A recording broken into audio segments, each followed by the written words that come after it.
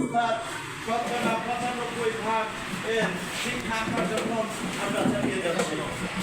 কিন্তু অত্যন্ত পরিতাপের বিষয় এই যে এই আপনার স্যার আইব জীবনে হাও সংখ্যাগরিষ্ঠ শিক্ষা প্রতিষ্ঠানে সর্বোচ্চ সংখ্যক শিক্ষার্থীর শিক্ষাদানের সাথে জড়িত হওয়া সত্ত্বেও এদেশের শিক্ষা ব্যবস্থায় যে সমস্ত শিক্ষার্থীরা কার্যকর হয় তার মধ্যে 90% বেশি আমাদের পড়ানো ছাত্রই কার্যকর হয় এবং তারা সবচেয়ে আউটস্ট্যান্ডিং ফলাফল করতে সক্ষম হয়। এদেশের সমস্ত পাবলিক বিশ্ববিদ্যালয়ে, এদেশের সমস্ত বুয়েটে, মেডিকেলে, অর্থাৎ দেশের সর্বোন্নত শিক্ষা প্রতিষ্ঠানে যে শিক্ষার্থীরা চান্স পেয়ে তাদের বাপ মা এবং এলাকার মানকে সমুন্নত করে, এরা সব বেশিরভাগই আমাদেরই ছাত্র। কিন্তু অত্যন্ত পরিতাপের বিষয়, রাষ্ট্রীয় সুযোগ সুবিধা বন্টনের ক্ষেত্রে আমাদেরকে বিভিন্ন ক্ষেত্রে বঞ্চিত করা হচ্ছে।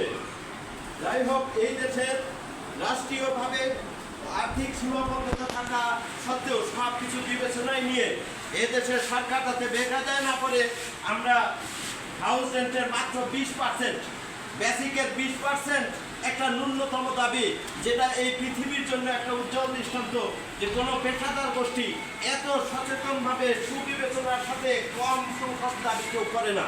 কিন্তু এদেশের এমপিওভুক্ত শিক্ষকরাই পৃথিবীর একমাত্র পেশাদার সংগঠন যারা বেসিকের 20% হাউস রেন্ট দাবি করেছে। এরপরেও আমাদেরকে অবহেলা করা হলো।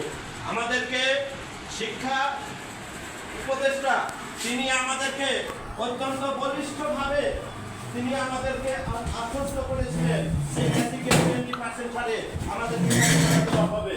সেইভাবে আমাদের নেতা দেলোয়ার হোসেন আজিজি তিনি তার শিক্ষক সংগঠন নিয়ে সকল শিক্ষকদের মতামতের ভিত্তিতে বেসিকের 20% হাউস রেন্ট দাবি করে এইগুলো সচিবালয় থেকে ঊর্ধ্বতন কর্তৃপক্ষ তারা এই মর্মে শিক্ষকদেরকে বলে আপনারা বেশি দাবি করেন নাই, অযৌক্তিক দাবি করেন নাই, অত্যন্ত যুক্তিসঙ্গত খুব মাইনর একটা দাবি করেছেন এবং বিবেচনা প্রসূত দাবি করেছেন।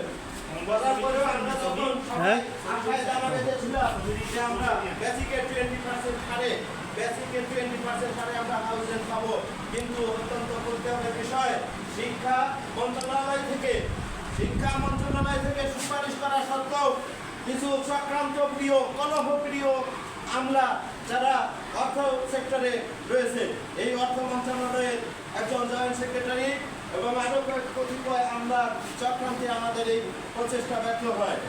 যার ফলশ্রুতিতে তারা চক্রান্তের অংশ হিসাবে 500 টাকা, মাত্র 500 টাকা হাউস রেন্ট বৃদ্ধি করে এদেশের শিক্ষকদের মনে, এমপিওভুক্ত শিক্ষকদের অন্তরে আঘাত করে।